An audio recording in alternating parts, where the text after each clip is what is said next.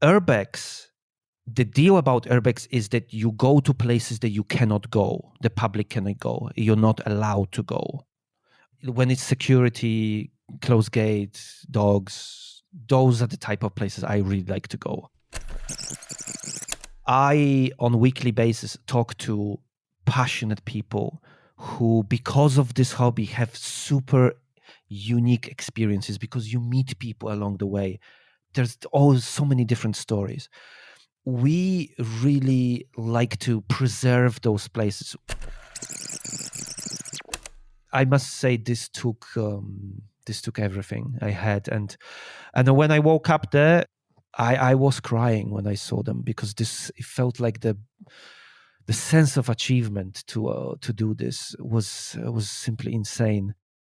Those are clips from my interview today with Greg Abandoned. No, that's not his real name because he is part of a subculture that you heard briefly about called URBEX, or urban exploring. And this is a community of people that travel to explore abandoned places that are sometimes extremely difficult to find all over the world. And this conversation has so many different levels to it. You're going to hear, of course, about URBEX. Get a little 101 on that. The styles of URBEX, like rooftopping, tips for finding interesting abandoned places when they aren't publicized, some of the secrecy and the code of conduct in the URBEX community.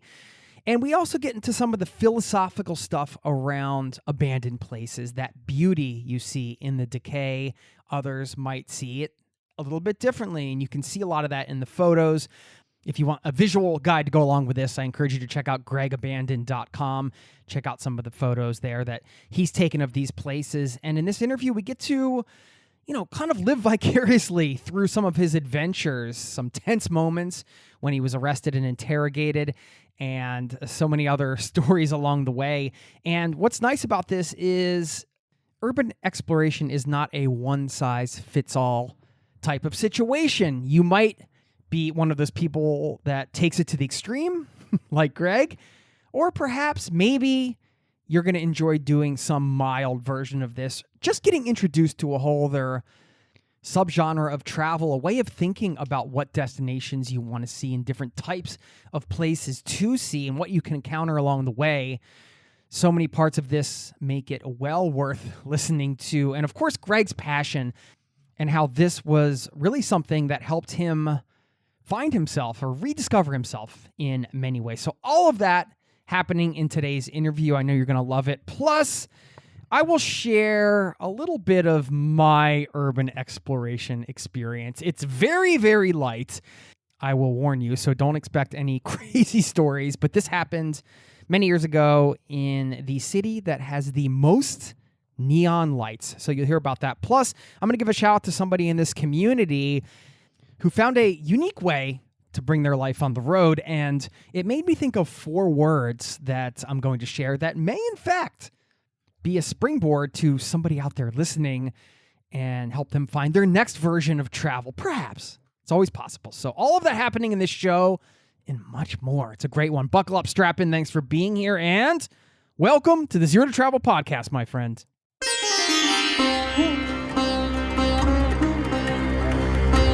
You're listening to the Zero to Travel podcast, where we explore exciting travel-based work, lifestyle, and business opportunities, helping you to achieve your wildest travel dreams. And now your host, world wanderer and travel junkie, Jason Moore. Hey there, it's Jason with ZeroToTravel.com. Welcome to the show, my friend. Thanks for hanging out, letting me bring a little travel into your ears today. This is the show to help you travel the world on your terms, to fill your life with as much travel as you desire, no matter what your situation or experience. How are you doing today, my friend? As you heard at the top, we're talking abandoned places today, and this got me thinking about maybe where does the excitement of this topic come in for me personally, or maybe for anybody.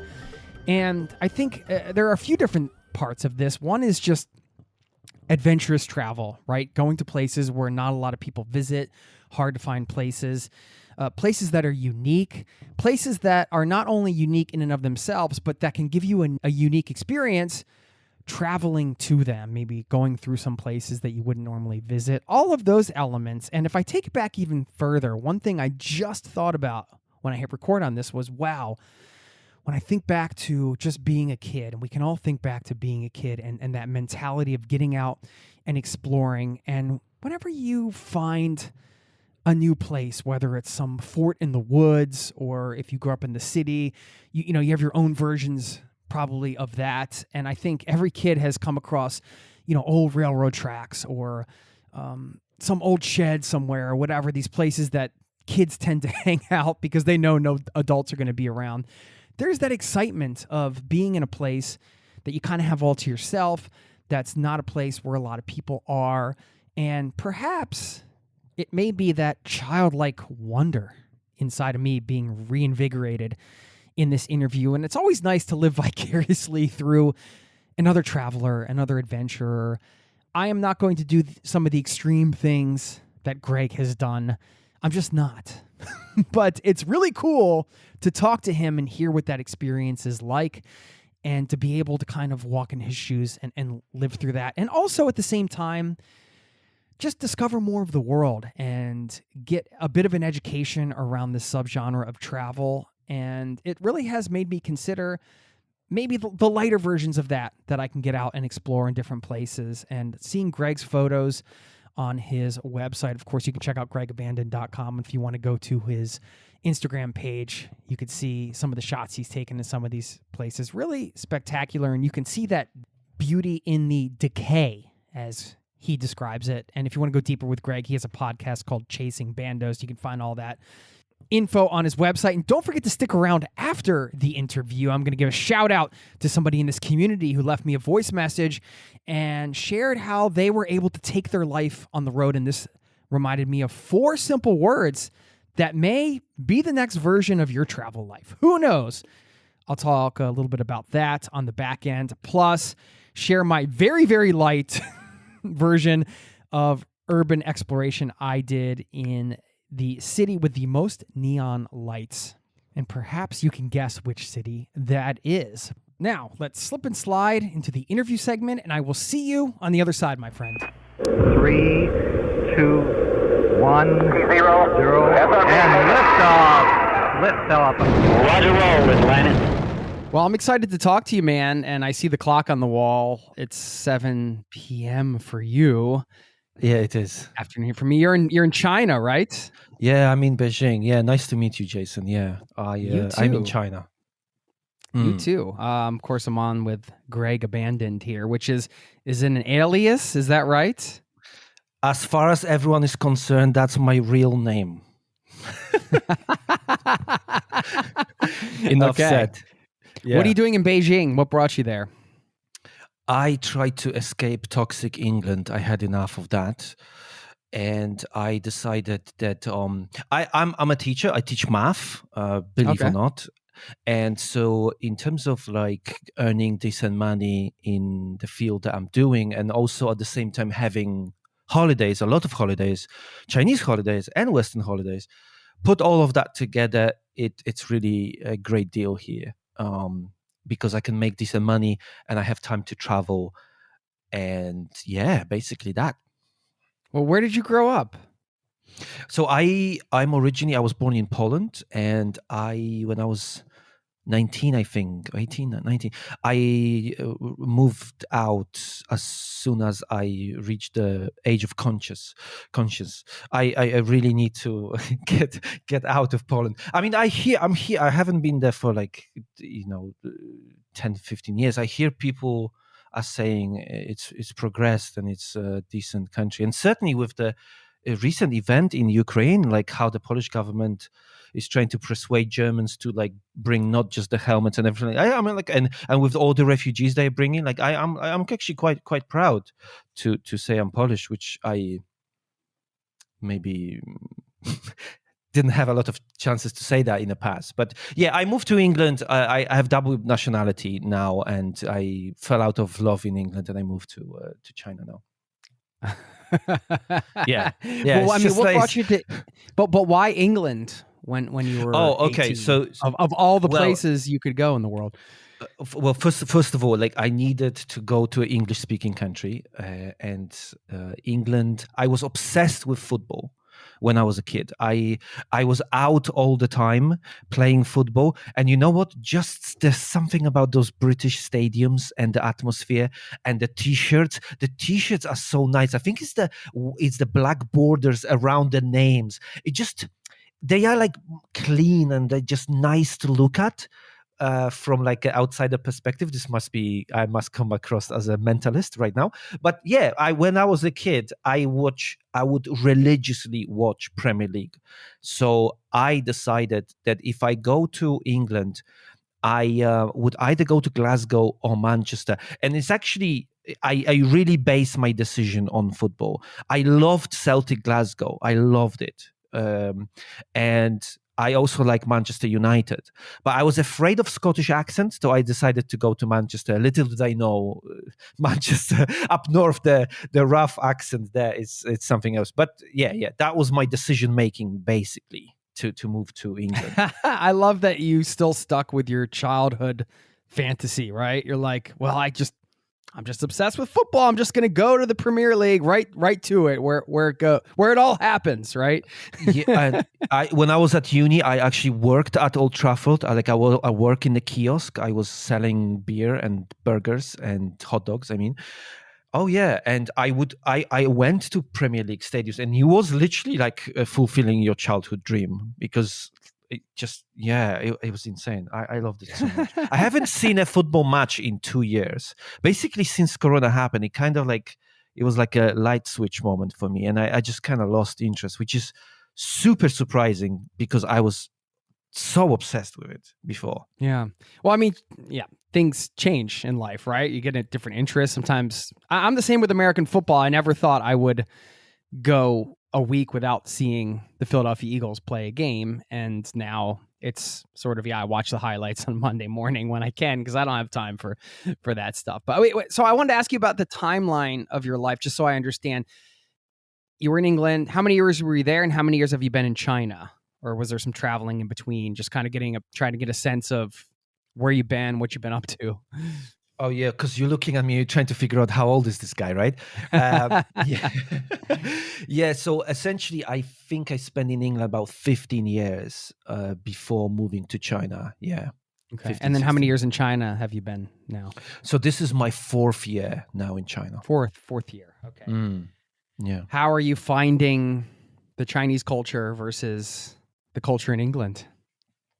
Oh, wow. It's the very first days.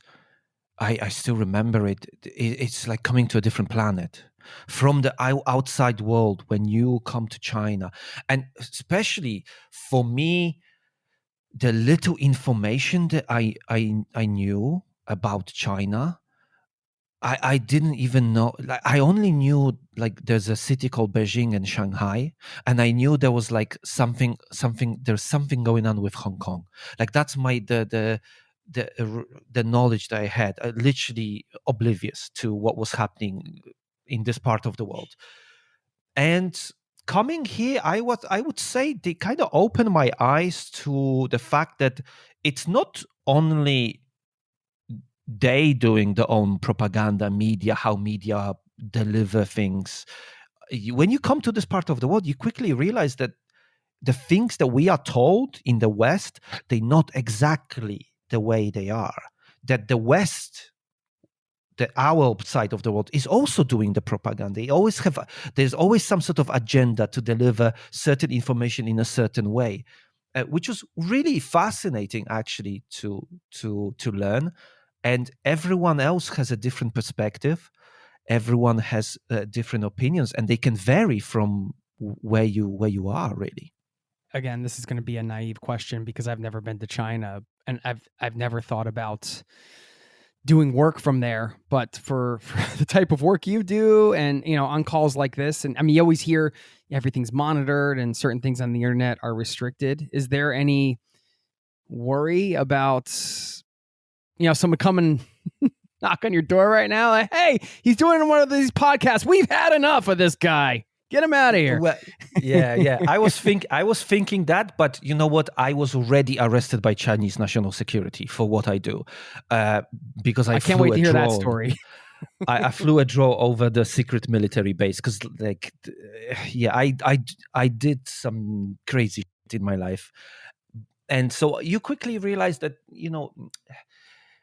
this stuff, I don't talk about politics on my podcast, and I would not be able to have those conversations because I don't really, I actually do like this topic, but I don't think I have enough knowledge to be able to share opinions about things like this.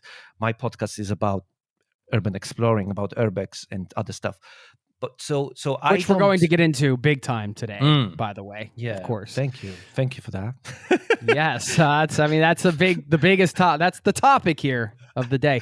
Something like flying a drone over a military base. You must have known. Obviously, there was a risk there, but it was that part of the thrill.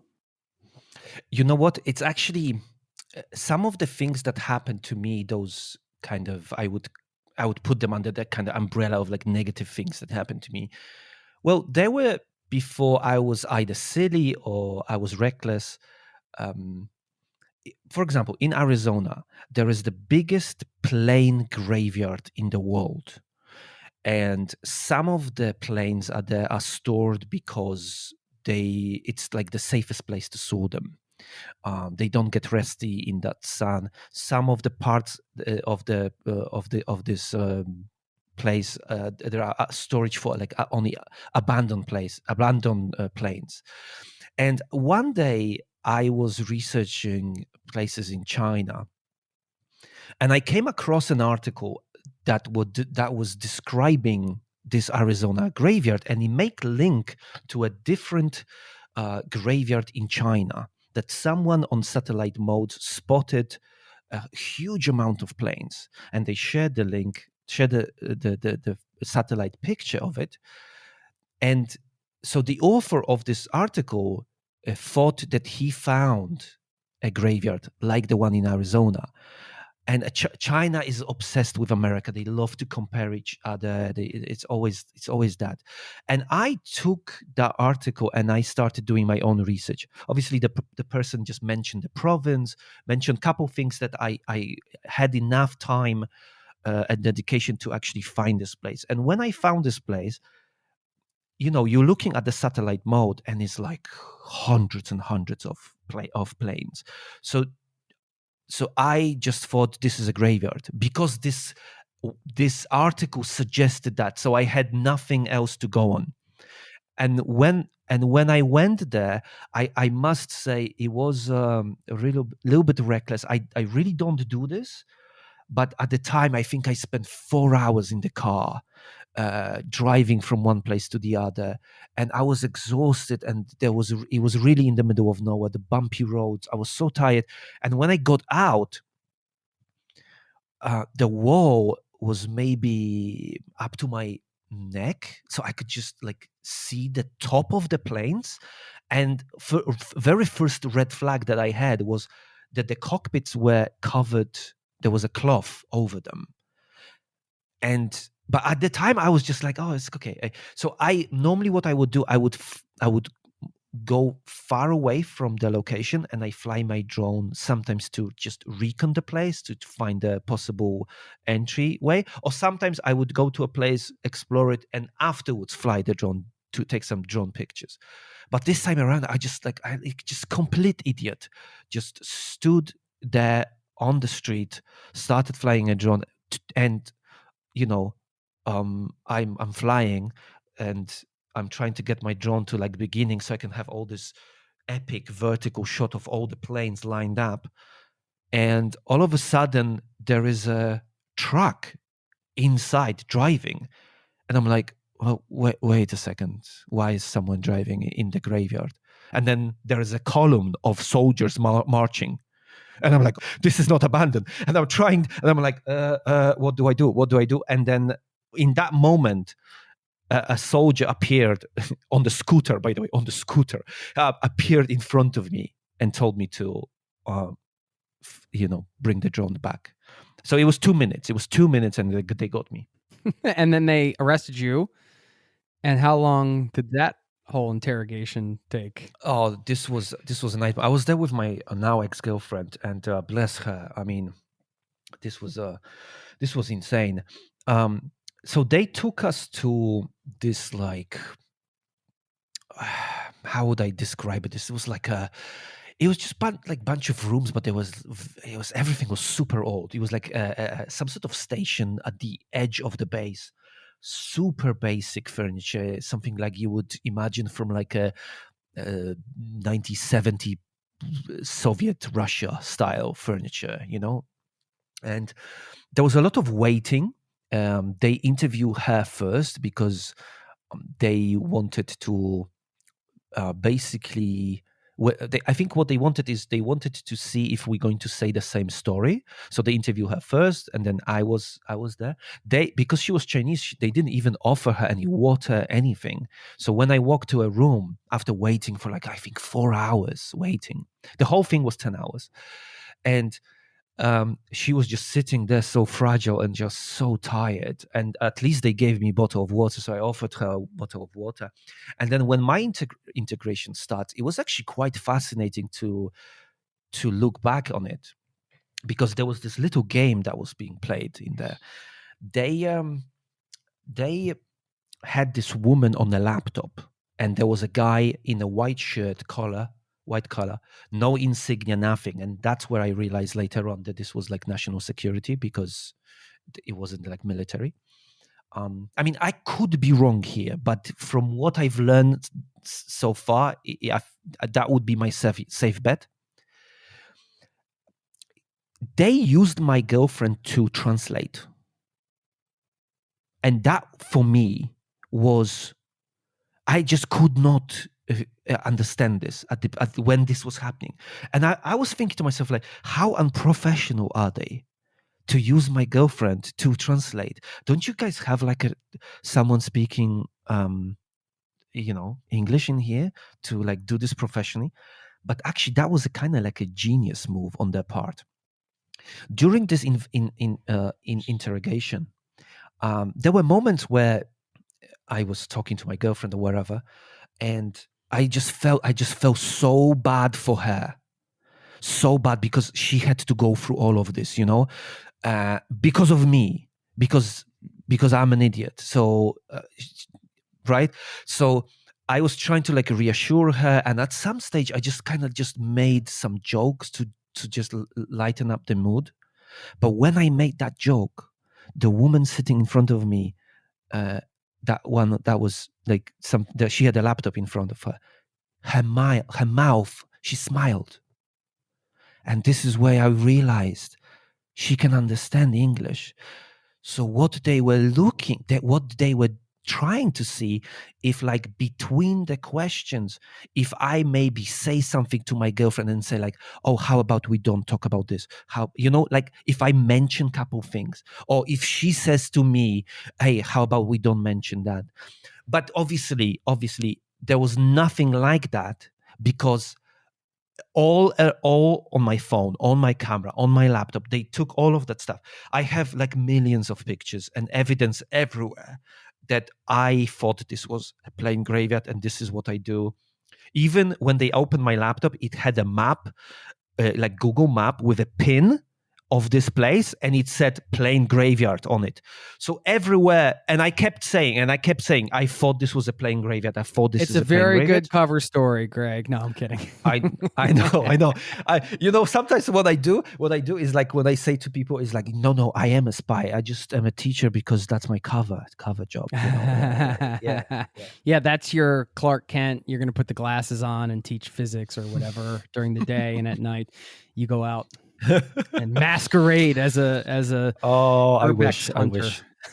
All right, I wish. That's a crazy story. You have more. I want to hear them, but I want to give everybody the 101 on this, or I want you to give everybody the 101 on this, because there's some terminology. This is like a sort of a subculture of travel and exploration. Have a lot of questions around that, but I thought, just to start from the top down, if you could kind of give everybody an overview on what urban exploration is, or URBEX, some of the lingo, the unwritten code of conduct, all that kind of stuff. Oh yeah, that's really good question, because I think sometimes this whole thing is a little bit misunderstood. So urban exploring, there is a subgroup of urban exploring called URBEX, and this is specifically for exploring abandoned locations. So there is different types of exploring. You can do rooftopping, you can do exploring the cities, urban exploring. What's right? roofttopping? When you go to the top of an Roofttopping is abandoned building? No. People try to get on top of the highest buildings in the city. Okay. Yeah, like illegally accessing the roof of a Oh tall no. building. You see, this is a bit of a shady, a gray area. Now, URBEX. The deal about URBEX is that you go to places that you cannot go. The public cannot go. You're not allowed to go. So for me, when it's security, closed gates, dogs, those are the type of places I really like to go. The ones that are a little bit difficult to get in, the ones that require some sort of effort to get in. Obviously, if the place is wide open and there's no one there, I've done hundreds and hundreds of places like this where it's just super easy. You just walk in and there's a beautiful decay and all that. So that's fine. But what I wanted to say is that sometimes people think that we like break in to places, that we go with a crowbar, break the lock, and that Like a cat burglar. Yeah, but I want to make sure that people understand that obviously there are bad apples everywhere, but I, on a weekly basis, talk to passionate people who, because of this hobby, have super unique experiences, because you meet people along the way, people who maybe used to live there, or there's always so many different stories. And we really like to preserve those places. There's a bit of a cloud of secrecy around locations, and that frustrates a lot of people that we don't share locations. And we don't share locations because we want to preserve the places. It's not. Some people call us like there's elitism going on, and I would agree there is a little bit of that. But I strongly believe that anyone can find the places that I go to, or anyone else. It just requires effort. Because if I can find it, that you can find it. But the thing is, if I spend, there was places where I looked for 6 months to find. So if I spend this amount of time trying to find a place, the likelihood of a person like this to go there and trash and destroy it, it's very minimal. But if there's some kids just ask you like, where's this place? And then you just give them, they will not respect it. Effort equals respect. So I really try to promote the good values behind this.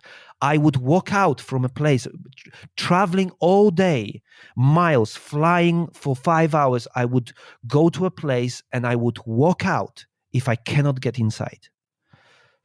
I mean, this rarely happens because there's always some sort of way in. It just requires a little bit of effort. Like you put some planks next to the wall. Maybe there's a window open on the second floor. It just requires a little bit of effort. So what else? Take pictures. Only take pictures and leave only footsteps. That's kind of the code. I am very, very frustrated with explorers who either take stuff from abandoned places. That's a total no-go. You don't take anything from it. It doesn't matter what it is. For me, I don't take it. I don't move. Sometimes for the picture, maybe I would like move something if there's like a chair that's been pushed to the ground, I'll just put the chair back in just to take a picture maybe.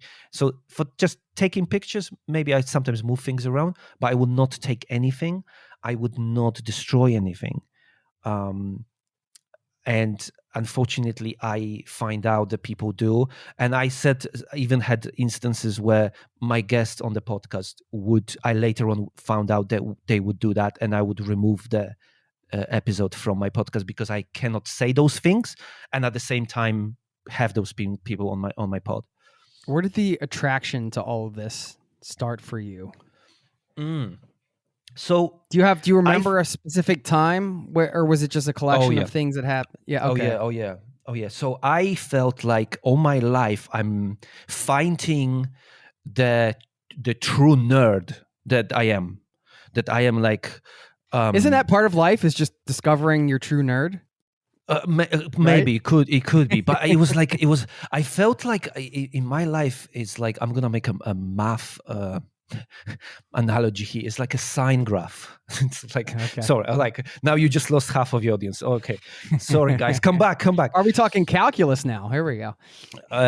So I felt like I was so outgoing and playing football, and then when I kind of moved to England, I got married, and kind of my life kind of took like a little bit of a dip, and I turned into like Xbox gaming, obsessive kind of nature, earning achievements, that kind of stuff.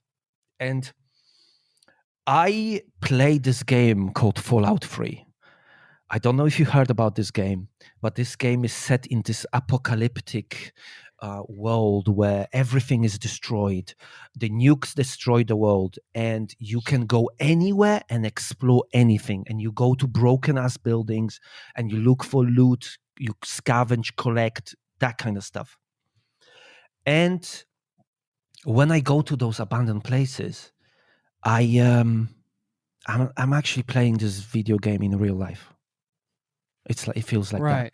But that's a big jump between like doing that on a screen in some video game and then actually going out and visiting an abandoned place. So how did that happen? Okay. Yeah, well, you are good because this is not just happened like that. I got divorced when I was 32. I got divorced, and this was like the best thing that ever happened to me in my life. I have to thank my ex-wife to like divorcing me. Thank you.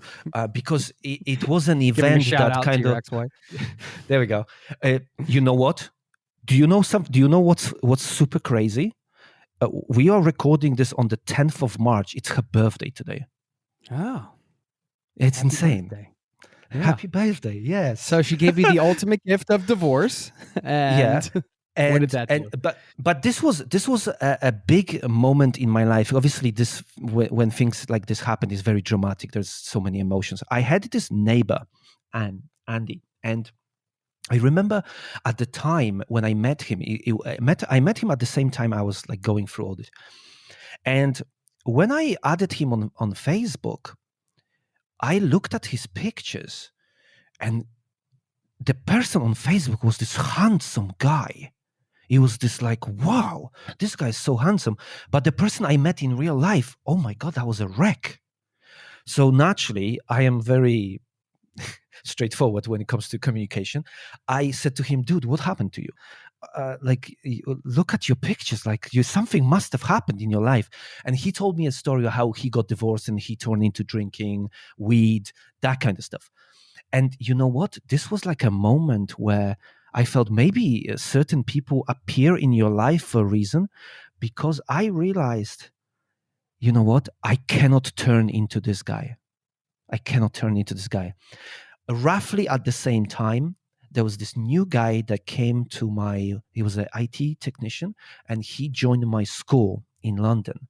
And when I went there was something wrong with my computer. I went to his office, and the first thing I see is a Fallout 3 poster in his office. So obviously he was like me, obsessed with this game, and we instantly clicked. And then later on I told him, man, you know what, my dream was to go to Chernobyl. And Chernobyl just felt like this magical place. This disaster happened. 50,000 people had to leave. The whole town is deserted. It just feels like Fallout. And he said, I cannot believe you saying this because I always wanted to go to Chernobyl too. So basically, I have not found a crazy person like me, anyone else. And all of a sudden, I have this guy. So guess what? We going, right? We go into Chernobyl. We book a tour, total tourists. We going there, but Chernobyl changed my life. I was standing on top of the buildings, looking at the panorama of this whole town, covered with trees. Mother Nature takes over. And I'm telling you, Jason, it was a light switch moment. From that moment, I looked at and I'm like, there is nothing else I want to do in my life. I want this. I want to do this for the rest of my life. I want to explore and find places like this. I felt every single moment when I was there and was there for 2 days, like I'm opening a Christmas gift. Every moment. It was insane. I genuinely cannot describe. I right now have shivers on my arms when I'm talking about it. And from that moment, you know what it is? I just feel like I was lucky because many people live their lives without passions because maybe sometimes they have not discovered that thing they like. And from that moment, honestly, a lot of things it doesn't matter for me. It really doesn't matter. The things that people care about, mostly I'm like, yeah, I don't really care because it gives me purpose. And I just love doing it. I love weekends. I love flying out to places, researching, finding places. And you know what? Abandoned places, man, they are everywhere. China, for example, it's a gold mine for abandoned places. And you know, my taste kind of progressed. I right now would say that maybe not every abandoned corridor creates the same emotions when you know when the first as the first one. I try to find the most unique abandoned places right now. And yeah, I feel like the social media, people sometimes have bad opinion about social media, but I feel like social media really, really helped me because obviously when other people like what you do and they appreciate what you do, I mean, it gives you motivation to keep going. And when because mainly I post stuff on Instagram, and then when I started doing that, I discovered there's a whole community of urban explorers, of URBEX people who do this thing, and they are like my family. Some of the guys, I love them to pieces. They have so much passion, and they've been doing this longer than I do. And I love hearing their stories, and they really give me motivation to keep going, to keep doing it, because I can just hear in their voice how passionate they are about something, and it just gets me like, oh no, oh okay, great, like I wanna do it, I wanna go next flight next weekend, I wanna fly somewhere, I wanna do something. Yeah, it's contagious. Oh yeah. So I love those guys to pieces. Thank you for sharing that. I think it's a really special when you experience this type of moment that you described at Chernobyl, where it's essentially, I don't know how to describe it other than it's like your soul's desire, or maybe a hidden desire, maybe sort of there, aligns with something happening in reality in a moment. And then it's just like, wow, this is the thing. This is like my next path. And it is like a light switch kind of, but it's a very body oriented feeling. I feel it's like very sort of visceral, like, wow, I just kind of know on the gut level, this is a thing I'm going to be doing. And you're, for everybody that's different, but in your case, it's URBEX. I think that's so powerful and transformative. Oh man. And you know what, like everything else kind of like started to make sense.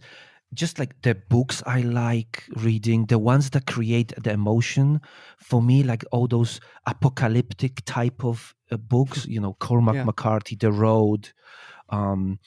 Yeah, And you're kind of like looking back at the stuff you were attracted to and piecing it together. oh, and the seeing, movies, seeing right? The trends. movies, yeah, Right. Mad Max, Book of Eli, all those kind of movies that I absolutely loved.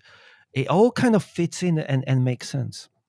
Well, let's talk about what you love about it, because I think a big question and a topic that you address right on your website is this idea of beauty and showing people what you find beauty. And you even mentioned this interview. I think the words you use, which are really go quite nice together, is beautiful decay.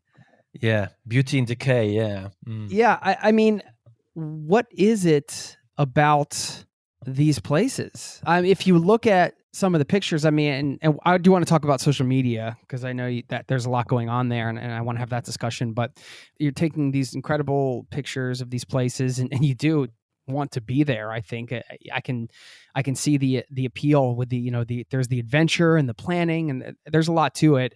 In the end, you're standing in the place, and there's something about that you find beautiful. And I'm just wondering what that is for you. And I'm not saying you're speaking for all of the URBEX community, but I imagine that there are some commonalities amongst those in the community in terms of why they see beauty in these types of places.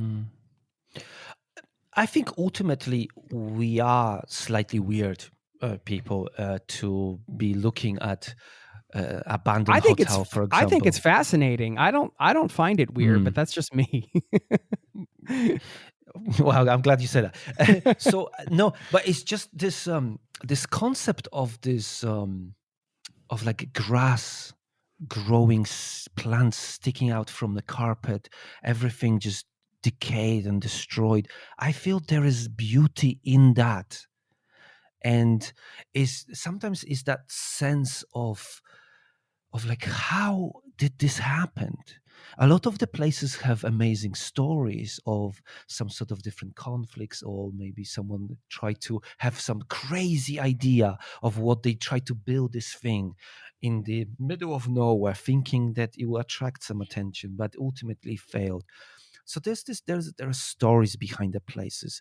Sometimes it is about a sense of achievement, because some places are very difficult to get in, and you have to actually overcome a lot of obstacles in order to get in there. And then you're finally there, and it's that relief and sense of achievement, and you're looking at this place and it's, oh my god. Or maybe there is actually some sort of security that you had to avoid and you had to sneak, and so there's adrenaline pumping. There is sometimes I've been in situations where, it's like almost like a James Bond type of movie where there's a guy, I managed to get inside, take my pictures, get out, and he didn't even know that I was there. And those are those little moments. But I love taking pictures of those places. I really do. And I do see beauty in it. I do see beauty there, yeah. I feel you must be very visual with the pictures you take. And even when you were describing, being in England, one of the first things you said is you were describing how the jerseys on the players looked. So you obviously have this visual kind of view of the world. That's a good point. Yeah, when I see these abandoned pictures that you put up at these abandoned places and things, and or you've come across these things and you see maybe some old railroad tracks, or something that isn't really used anymore, and then you, like you said, you see nature taking over, or it's this juxtaposition of what humankind can make, and ultimately, like, no matter what we do, nothing lasts forever, kind of thing. So in a philosophical sense, I feel like a lot going on when you just take in a visual of something abandoned, and then you see that with nature, and it's just all sort of surreal and, like you said, apocalyptic. But part of the apocalyptic vision or concept, I feel, is just this idea that, well, yeah, like even the Roman Empire fell, right? Like, I'm sure everybody when Rome was huge, they never thought, well, one day there won't be a Roman Empire. That would have probably sounded insane to them, But ultimately, in the end, I don't know how long, but a lot of this stuff isn't going to be around that is now, and it's kind of a visual reminder of that, I think, in many ways. for our own situations. No, you did describe it beautifully. Yeah, I totally resonate with everything you said. Yeah. So, well, talk about the travel experience with this brand of travel or this subculture. I mean, one of the reasons I was excited to have you on was because, you know, we share a lot of different, obviously, perspectives and different types of ways you can travel experiences. And there's a lot that's unique around what you all do in the URBEX community, because you are not going to the typical places, right? So anytime you're sort of on a mission as a traveler, you know, you're getting a different travel experience, and I would say in this case, it's a lot maybe different than the normal, you know, running the banana pancake trail in Southeast Asia or whatever. So I just wanted to hear some of, I guess, this specific like unique travel experiences and stories you've had through URBEX. Yeah, you know what? It's funny because maybe speaking of China, I maybe have been in like 150 cities in here, almost every single province, not Tibet. And sometimes people ask me like, "Oh, have you been in this city?" And I'm like, "Yeah, what is it like?" And for me, that's a really difficult question to answer because I really don't know what they want to hear or how do I answer that question? Because I don't know what this city is like. Because I went to like some district far away from a city center or any civilization, because those abandoned places most likely are very far, and I just went there to visit that place. So I don't really know what the city is like, because I will travel and spend all day either traveling and then being in that place. By the time I come back, all I want to do is just have a quick McDonald's, go to sleep, so I can next day do the same thing. So my traveling experience when it comes to visiting places, there's a lot of like being on the road. You have to really be okay with this. Whenever people travel with me, I always really appreciate if I kind of bring someone along, because to do what I do, it's like, you know, you see that picture on Instagram, but you just saw the last 5 minutes of this 10-hour journey. Yeah, right. It's not glamorous. It's not glamorous. I would say this is probably on the other side of the spectrum. It is, you have to understand, I would do anything within the laws of the land. And what I mean anything, I would go through ditch, mud, climb the fence, barbed wire fence. I would do whatever it takes for me to climb that thing and get over it. I go dirty. I am constantly covered with dirt. On my travels, the thing is, what my travel is like. My travel is going to a shop and buying new clothes, because the clothes I have, I had to throw it away. Every trip, probably I would end up buying new shoes, buying new trousers. So but at the same time, I've been in situations where I saw the generosity of people, and I saw how genuinely people are, and can go out of your way to help you.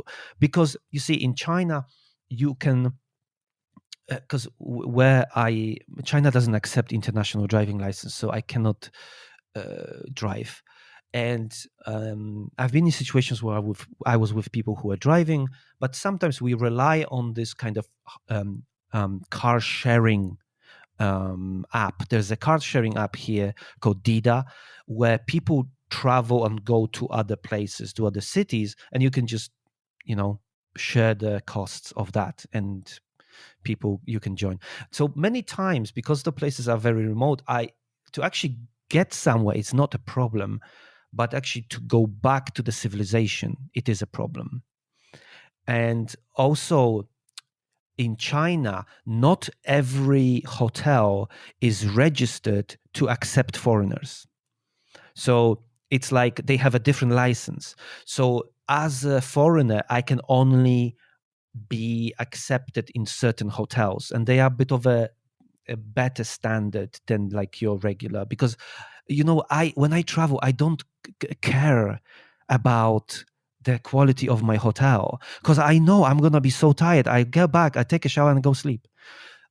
Tell you this. For example, my friend Jojo, who is super rich, obscenely rich, when we travel, she always laughs about this, because she was like, we stay in the worst hotels, we eat McDonald's, we get dirty. She's wearing like Gucci shoes, but she gets like super dirty and all that stuff. And I think maybe that's why she kind of loves doing this, because it's so different to her real life, where maybe she can actually like finally like be herself, or like let it go of all that stuff.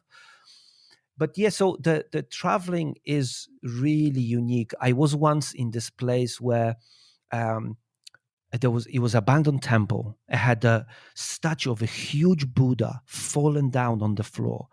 And when I saw this on Google Maps, I thought to myself, oh my God, like the drone picture of that is going to be amazing. So I travel like thousands of miles, South China. I'm in Beijing. So I've traveled South China to get there.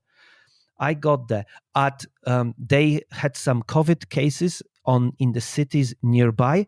So during the taxi ride, he told us to get off, because he said, I'm not going there.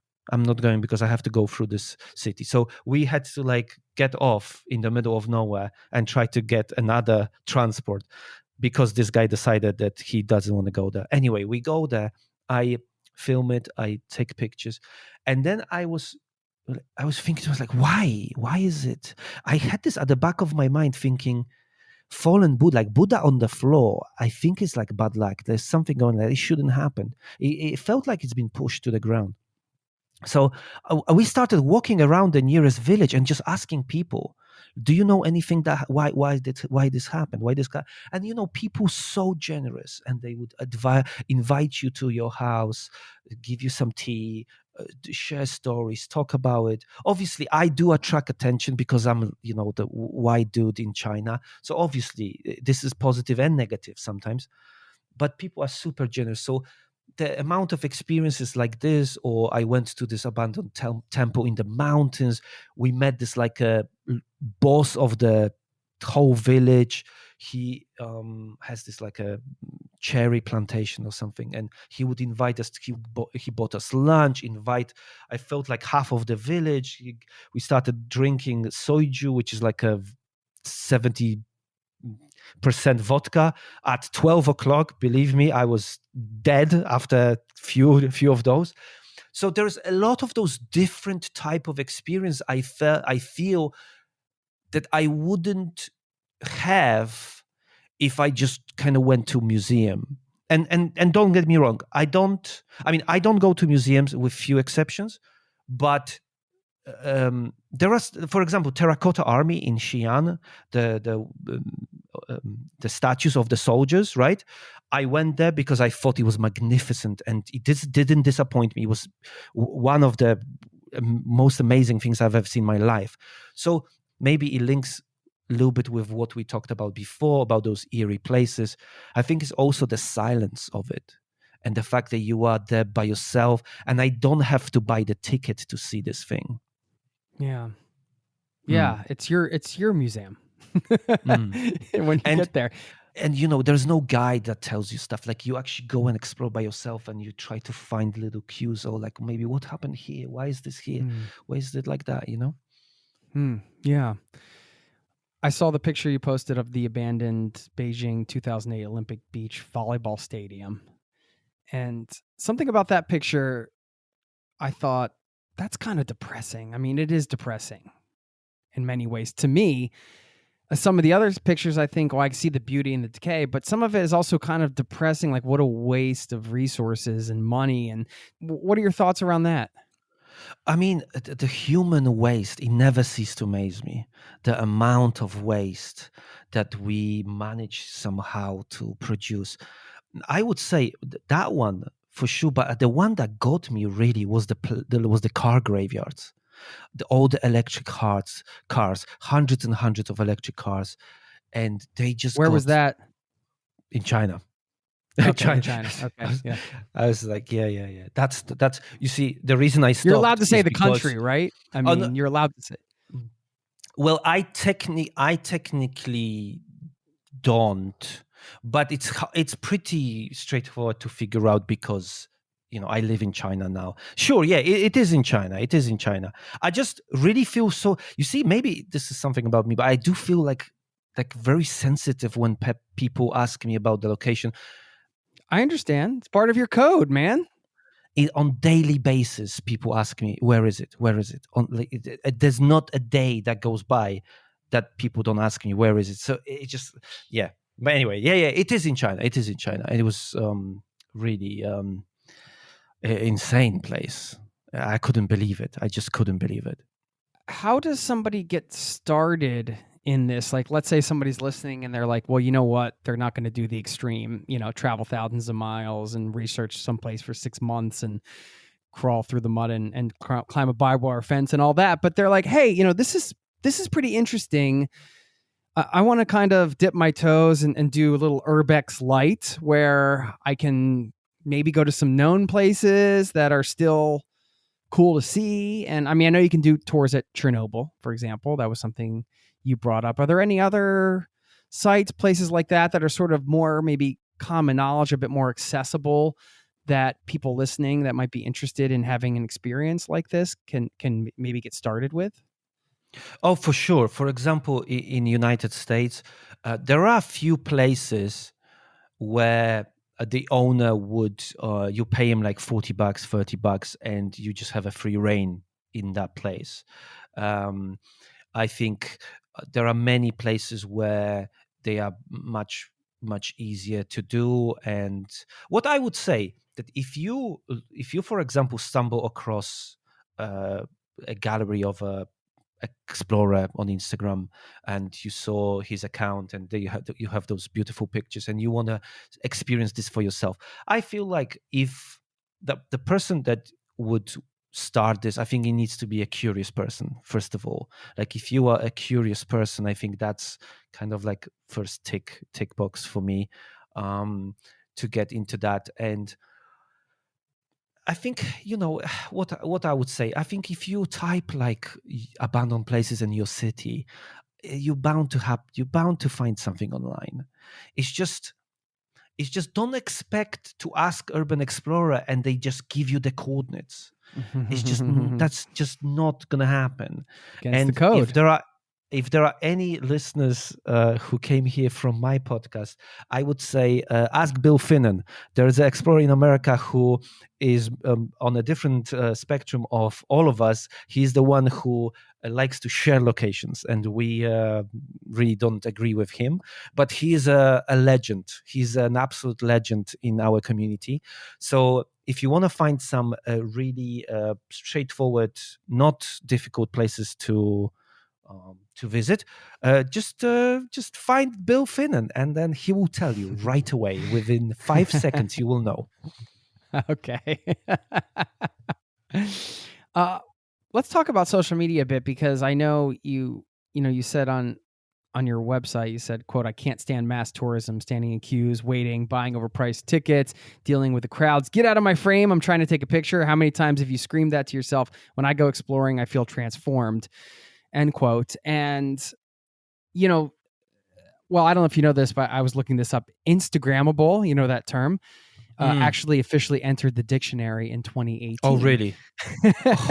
I know you have 100,000 plus followers on Instagram. You got some beautiful photos there. And, there's that's the double-edged sword with social media, right? You talked about being able to connect with the community and share and inspire and all this stuff. But then you could also look at some of the places around the world that are quote unquote Instagrammable, have now, because of that, turned into these mass tourism type of places. So how do you reconcile those two things? I'm really glad that you asked that question, because I very frequently ask myself or ask my guest a question: are we ultimately to blame for the future demise of those places? Because my experience shows me that those popular places, especially in England, Europe, and and America, they get trashed very quickly. It's like the flavor of the week is this place, and there's hundreds and hundreds of explorers, especially like Pacific Northeast or Northeast of America. There's a big congregation of explorers there, and so that's one side of it, and maybe that kind of secrecy of not sharing it, or maybe waiting a little bit, not like going this weekend and posting next day. Maybe waiting a little bit to post the pictures. I think that's kind of would be advisable to do. Also, I mean, many of those things kind of don't really apply to me because I'm in China. However, I can see this hobby almost didn't exist 4 years ago in China, and there's so many explorers, Chinese explorers here at the same time. There was this one explorer, English explorer, that gave me a little bit of a different perspective on this whole idea. He said to me, James Kervin, he said to me that, sometimes those places, they bring some positives. So, for example, there is a very famous casino in Romania, absolutely insanely beautiful building that's been abandoned for years. But because of the pictures of different explorers visiting that place, I believe it was Sony who decided to film an ad in that place, a commercial. And because of that, they brought the revenue to that place, and the place is being restored. So that's one positive thing. There were other places, similar places. There is a UFO building on top of the mountain, UFO-like building on top of the mountain in Bulgaria called Buzluja, which has been a symbol of like the Communist Party back in the days, in the 70s, 80s in Bulgaria. And it's after the fall of the Soviet Union, and when Bulgaria became a democratic country, they totally abandoned that place. And this place has this huge, beautiful mosaic around it. And because this place was super popular and so many people wanted to go there and take pictures of it, and so many people went there, they actually brought attention to this place, and now this place is being renovated. There's actually actively right now a group of people who are trying to restore it. And some places, some owners, I feel like they maybe are missing a trick. Instead of spending all that money on security or trying to prevent people going somewhere, how about you open on every other Saturday, you open the place, and actually, if there's such interest in the place that people want to go, I'm sure you would find like someone. I would like, okay, maybe I wouldn't do it, but I think most people would like pay $20 and just go in and take a picture of a place. I mean, I'm very specific because when I understand, yeah, you're more of a purist. It doesn't like if it becomes like a touristy place, that I would switch off at that moment, because I don't know. But the places I talked about, after doing them, the urbexing them, I think that's kind of a verb that we invented, urbexing them, I would love to visit them and see how they changed just as a regular tourist. And you guys don't even share the locations amongst each other? If you have a good friend in the community who So good urban explorer, they won't ask you. Like they won't ask me. Yeah, they just don't ask. They would want know, to in their heads. They're like, if They- Greg could just tell me, this would be a lot easier. However, there are people that I know that I feel that those people are so passionate. If they ask me, I will tell them. I mean, I am not going to tell some random person that just asked me, because I got those questions all the time. But the It's somebody you're explorers that I tight with know, that you respect, or yeah. And you know what? Many times I was in a situation when I would see a place that, because sometimes you can recognize certain architecture from a different country. So I just remember instances where there was clearly from France, places from France, and I know some French explorers, and I would just send them the picture and say like, wow, look at this one. And what I get in return is the coordinates. I'm like, well, I didn't ask you for it, but thank you. So but it is I lost friends because of this. Can you believe it? Because you wouldn't tell them? Because I would in China we have this thing called WeChat, and it's like a Chinese mobile Facebook. It's like you use it to talk to people, but at the same time you can like post pictures, like things like you would normally do on Facebook. And so I would obviously when I would go and sometimes would post some pictures in there, and people would ask me, oh, where is this? Because, oh, this is so cool, I want to go there. And then like, how do I explain this to people, like, how do I explain this to them? It's like, well, like, I don't really want to tell you, because if I tell you, then you tell someone else, and and then eventually it's just going to be ruined. And so people just get a little bit offended about that sometimes. And yeah, well, I mean, good for you for sticking to your code of conduct and your ethics amongst the community. I mean, I think maybe there's something to be said there across all of travel, right? Like maybe some things should be kept, it is this line of sharing, and also perhaps keeping some things to yourself. I mean, obviously you guys have reasons for that specifically with these places, but I'm talking generally with travel. That's another sort of gray area, right? There's a lot of in between there. Do you take all these photos that you have on your Instagram feed? Yeah. Are these all your photos? Yeah. Incredible, man. Incredible photography. Thank you. Yeah. I'm not good with receiving compliments, but thank you. I think I've been kind of learning as I go along with it. So I wasn't born with it, It's just like I like drone photography as well, because I feel like with drone photography, for some places you can really showcase the place. And I like to take pictures of places where you can't really tell, like, this could be anywhere in the world, that kind of place. Yeah. I encourage everybody to go check it out. I mean, at least check out the photos here. So I mean, kind, so many surprising.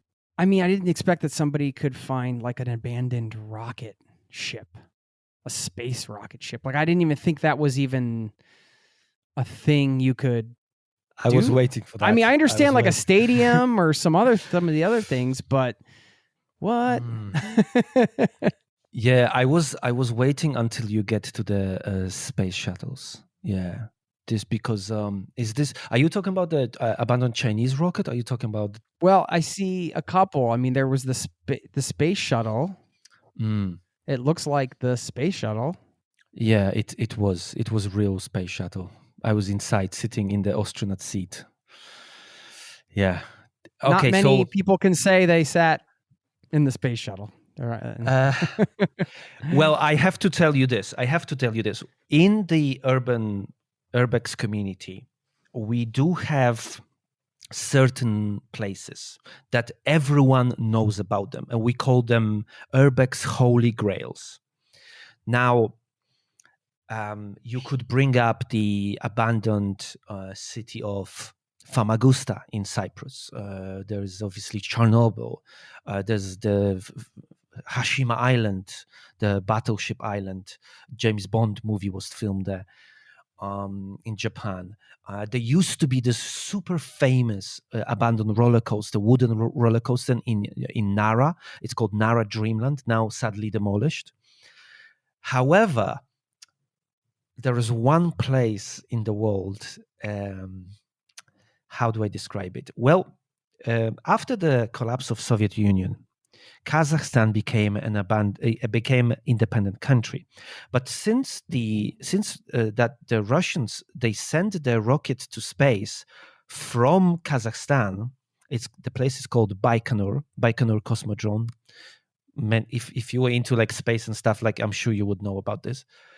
So Russia had to make a deal with Kazakhstan, so they actually rent this land from them. They do that. And so technically inside the Kazakhstan, there's a Russian territory. So, and if you want to go there, you actually have to have a visa to Russia once you're inside the Kazakhstan, if you want to visit that place. It's a functional city that goes around this whole Russian space program. And a lot of the American astronauts who would fly to the International Space Station, they would also sometimes go to Kazakhstan and fly a rocket to go to there. Russia is actively trying to change this and move it to inside Russia. So this base is slowly dying. However, during Cold War, when there was this big race to send someone to the moon, Russians developed their own space shuttle, and it was called Buran, which means blizzard. And they actually took because when you look at it, you must think like, wait, this looks like NASA. This looks exactly like a NASA space shuttle. Now, the blueprints for NASA space shuttle, they've been widely available at those times. So Russians just took those engineering notes and they improved it. And they actually sent this space shuttle to space. And what is super impressive, this is the 80s technology. They sent it to space. It orbited the Earth once, and it was remotely controlled without anyone inside. And they landed successfully. And there was another one that was supposed to go to space, but then the Soviet Union collapsed and they stopped financing this program. And ever since then, ever since very early 90s, in the hangar on the edge of this base, and this base is a military base, there are 2 space shuttles sitting there. And there's another building that has a rocket. That rocket would be attached to the space shuttle as the fuel will be in the rocket that would propel the rocket, So you had to get into a military base to get to this? I had to walk for 40 kilometers in total in the Kazakhstani desert to get to the edge of this Russian military base and get inside that hangar. And I spent 2 days inside. So I understand this is not for everyone. This was the hardest thing I've ever done in my life. I have been preparing for 6 months for this. Last 3 months before doing this, I would pack my bag full gear, and every Friday night I would walk around the city until 5 a.m. in the morning next day, because I wasn't an Yeah. Wow. I really did. And I was not an expert on hiking and things like this. So, I, at the beginning, I thought to myself, like, well, it's just a hike, right? It's just a hike. But obviously, I have interviewed people who have done it. I've interviewed Russian explorers who've done it before me. And they told me that, it's not the hike that kills you, it's the bag. Because that bag will absolutely destroy your back. So don't you have to bring all your water? Because yes. Yeah. That's the thing. So all the gear, all the cameras, that kind of stuff, all that stuff, and so distribution of weight is important. Don't put all the heavy stuff at the back, and how you clip your bag, everything strap on, and you basically kind of need to train yourself to do this. So that's what I did for 3 months, and I saw a progress within that.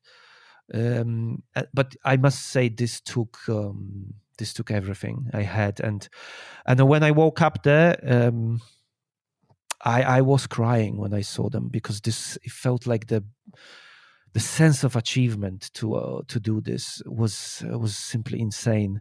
Walking in there in the middle of the night and just putting my flashlight on them. People might be laughing if they heard me saying this before, but this is so huge, man. This space shuttle is so huge. It's the picture can never describe how huge this place is. The hangar, even the engineering that goes into building this hangar with all this equipment and all this stuff on each side, and this huge door that would open, obviously was closed, but in those back in those days it would have to. It was just magnificent. This was, I just could not believe it. There is an explorer called Bob Tisson, and he was kind of a little bit of my legend when I was starting up, and way before I even started exploring, I saw an article of him and few guys, Jan Elhoy, the super legendary explorer from Denmark, and those guys went there. And I read this article about those guys hiking through the desert and going there, infiltrating this abandoned space, this warehouse, the space shuttles, abandoned space shuttles. And I just, there was something for me that was like unreal, out of this world, and I couldn't believe that someone did this. And a few years later, like Bob Tiss and Jan Elhout was like my buddies, and we talking all the time and exchanging pictures, exchanging stories, and all that stuff. And yeah, so it's it's bit of a turn in my life with this, and this certainly is a place that everyone wants to do. But I would say, like, be careful. I was super lucky. I've heard, because on my podcast I have mini series. So Buran is one of the mini series, because I interview people who've done the same thing, and I love to just compare the stories, like how was this for you versus to what I experienced, and the experiences are so different. Some people, get caught. Some people don't. Some people experience the soldiers coming in, waiting. There was my friend Nick Wander from Denmark. He went in there, and they had to like lie still for 3 hours, because the guy with a Kalashnikov went inside and just decided to just be there and wait for 3 hours before leaving. And they even sealed the window that he managed to get through. So on his way out, he got just trapped inside. He had to find some different way through the basement, completely different way to get out. And yeah, so it's insane. Absolutely insane stories with that place. To be honest, anything space related, I just get like butterflies. Like there's something that excites me so much. Have you been caught or arrested a lot, or no?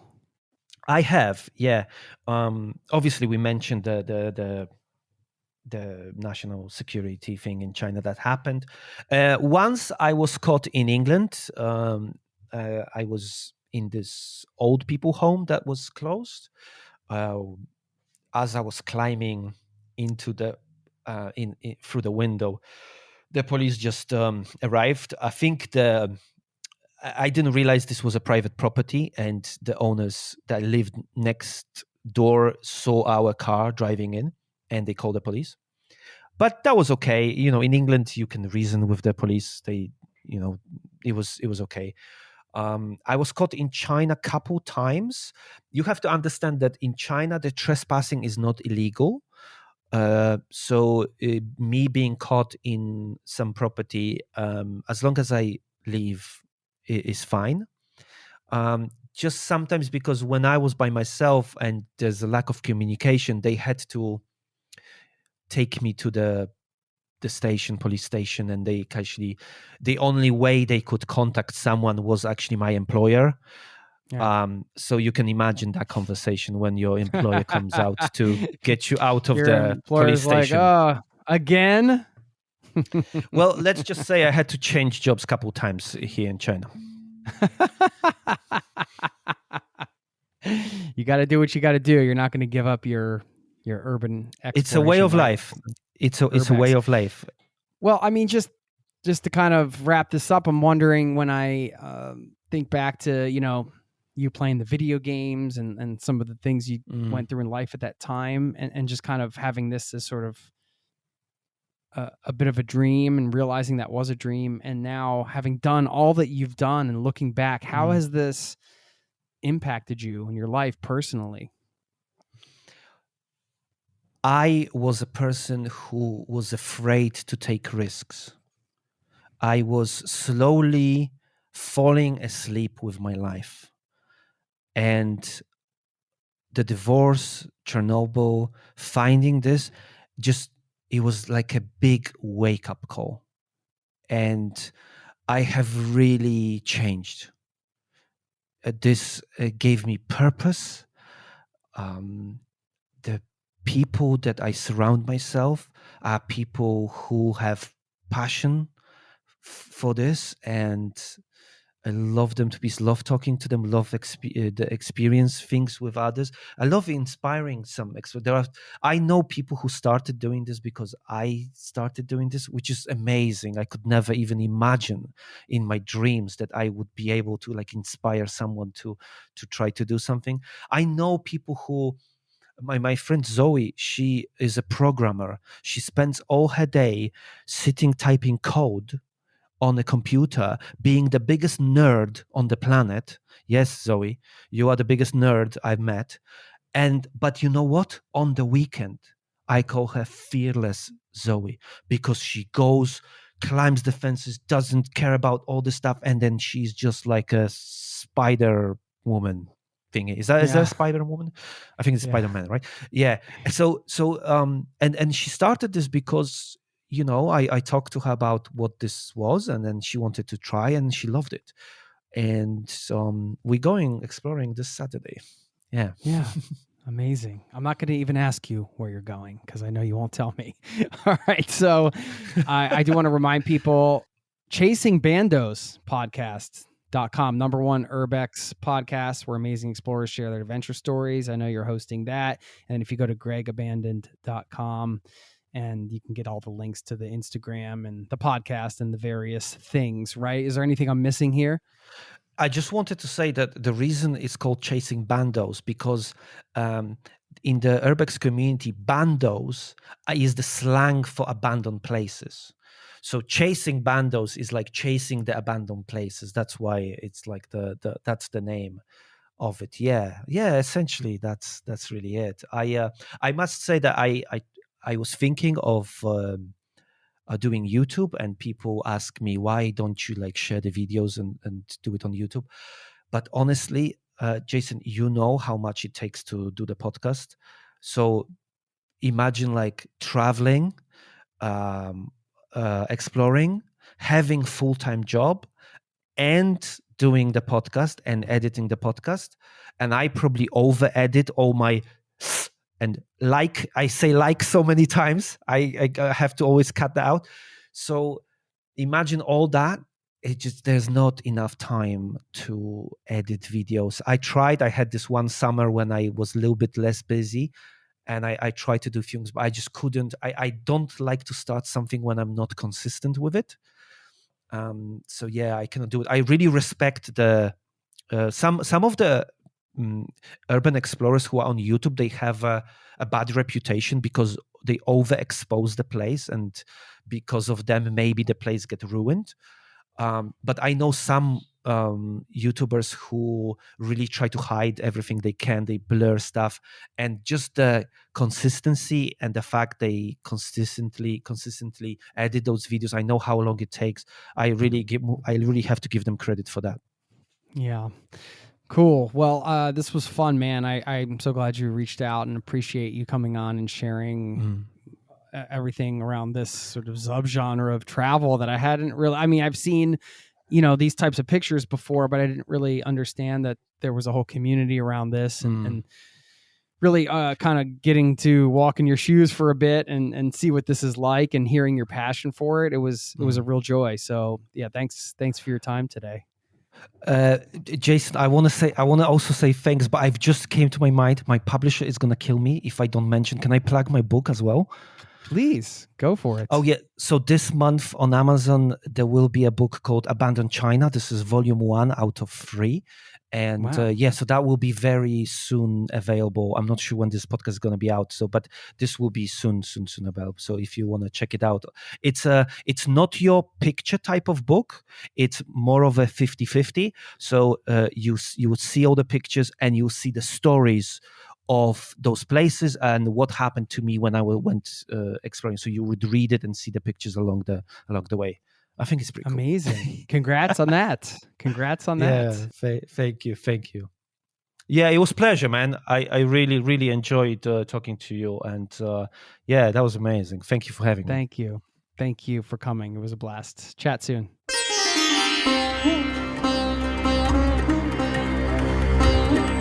There you have it. Once again, thanks to Greg for stopping by the show and sharing what was a lot of new stuff to me.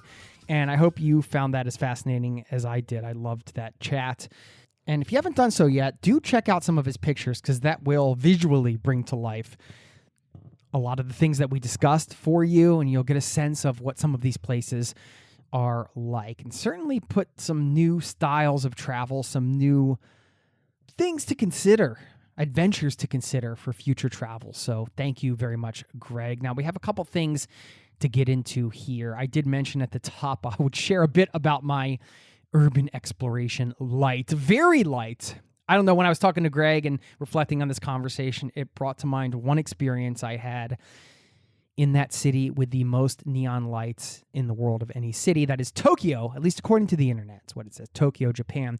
And I was staying there for about 4 days on a sort of a stopover thing with a buddy of mine. And he is the kind of guy that will push the boundaries and go into places he's not supposed to just to have those experiences.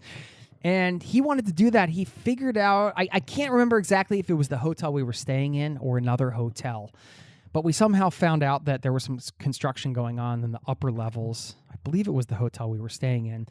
And I don't know how we figured this out, but he decided, well, let's go up and see. Let's go see these unfinished floors because we'll have this crazy view of the city. And I'm like, well, we're probably not supposed to do that. Well, of course we weren't. And I don't even think the elevator took us there. I don't remember exactly what happened. I know we tried the stairs, doors were locked, things like that. But we eventually made it onto this floor that was still being constructed, which felt thrilling in many ways. It was so cool to be in a place we weren't supposed to be and looking out over the city. I mean, this didn't even have windows, I don't think, built in yet. So it was it kind of felt very sort of dangerous in a way, but not super crazy. We weren't walking on beams or anything. There was a floor, but it was just cool to be there. So that was a little experience I had on my travels, just a small taste of urban exploration. And I can see the thrill in it. I really can. So if this podcast inspired you to do anything different or just think about anything differently, or you had any questions, or you just had any thoughts, or you just want to say hi, you can drop me a line, leave me a message. Better yet, I am so fortunate that I've been getting some voicemails recently from listeners. Thank you very much. And I'm going to share this one I got from Helen, who found a very cool way to take her show on the road, which reminded me of 4 words that may be a way you can take your show on the road in the near future or the far future, or maybe today, who knows. Here she is all the way from Australia. Hey, Jason, how you doing?